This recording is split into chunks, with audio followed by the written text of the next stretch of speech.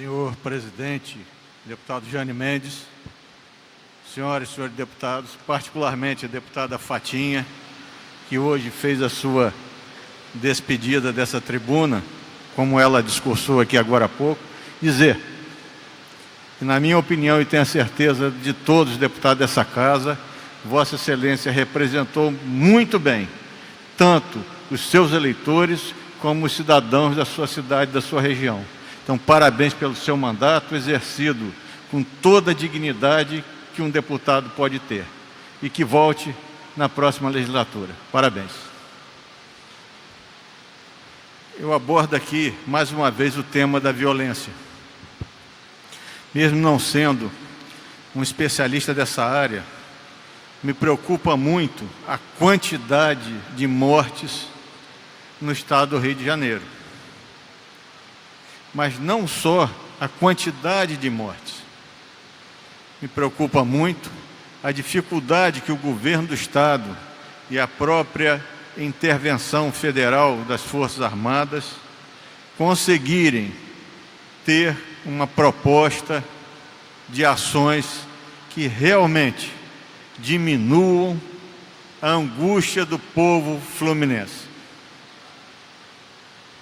Um grande absurdo vermos essa quantidade de mortes de policiais. Hoje foi o 33º PM morto no estado do Rio de Janeiro.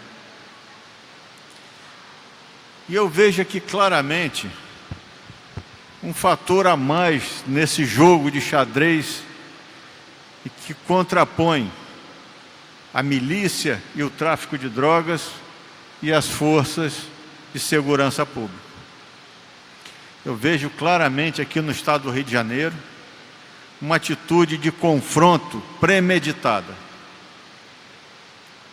em que a milícia e o tráfico de drogas, mas principalmente a milícia, se coloca numa posição de enfrentamento das forças de segurança, dizendo claramente que não vai aceitar a perda de domínio através das ações da força de segurança, da intervenção federal.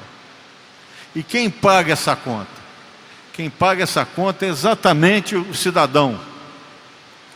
Atitudes como a morte da vereadora Marielle Franco, atitudes como a morte de crianças no colo de pais, atitudes como a morte de crianças em carrinhos de bebê, atitudes como aquela chacina de Maricá, demonstram claramente que a criminalidade no Rio de Janeiro assumiu uma atitude de claro confrontamento com as forças de segurança.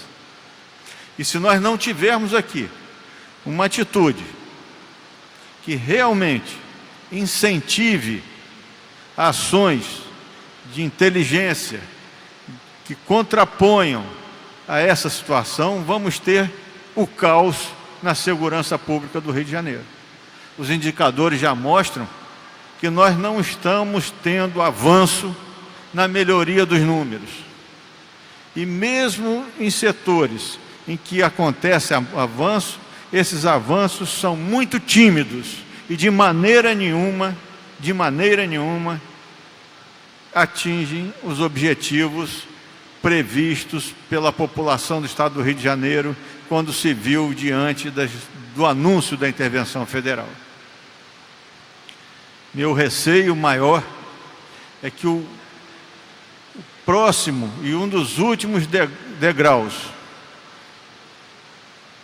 que a milícia e o tráfico de drogas vão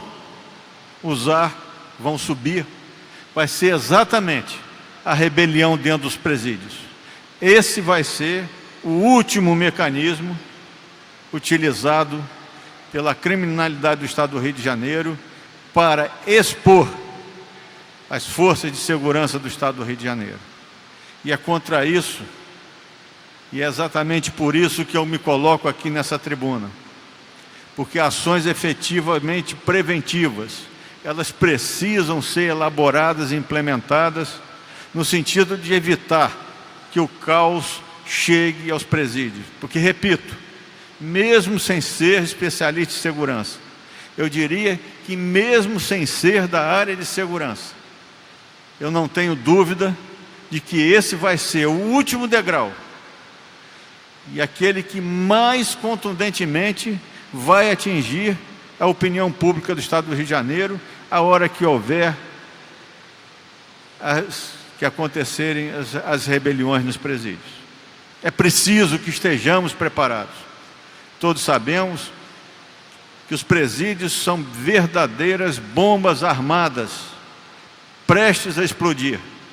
E prestes a explodir exatamente porque o Estado do Rio de Janeiro deixou de fazer o que já deveria ter sido feito há muito tempo: impedir a lotação exagerada dos presídios, dar uma condição mínima de sobrevivência a quem está lá cumprindo a sua pena, sob a custódia do Estado, isso é bom que se diga.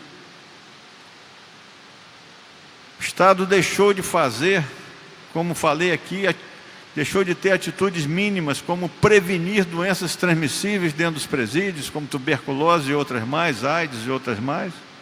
O Estado deixou de fazer com que aqueles que estão sob a custódia dentro dos presídios tivessem uma alimentação minimamente decente e não fossem obrigados a ser tratados como os porcos e cachorros, se alimentando de comida podre, azeda, como eu vi, juntamente com o deputado Marcelo Freixo, no presídio de Resende. Não conheço aqui o presídio de Jericinó, de Bangu, mas com certeza no de Resende eu vi pessoalmente essa situação. Então, não há como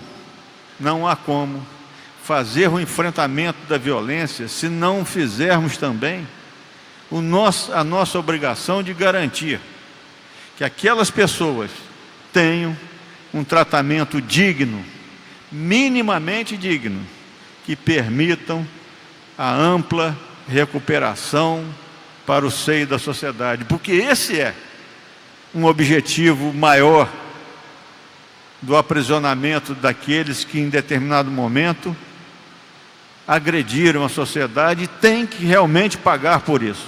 Tem que realmente pagar por isso. Mas não sendo tratados, como eu falei aqui, como porcos e cachorros, sem qualquer respeito, não a direitos, mas a dignidade. Então eu termino aqui a minha fala, deixando o meu alerta, mais uma vez, de que a situação é muito perigosa, principalmente em se tratando dos ambientes dentro dos presídios. Obrigado, senhora presidente.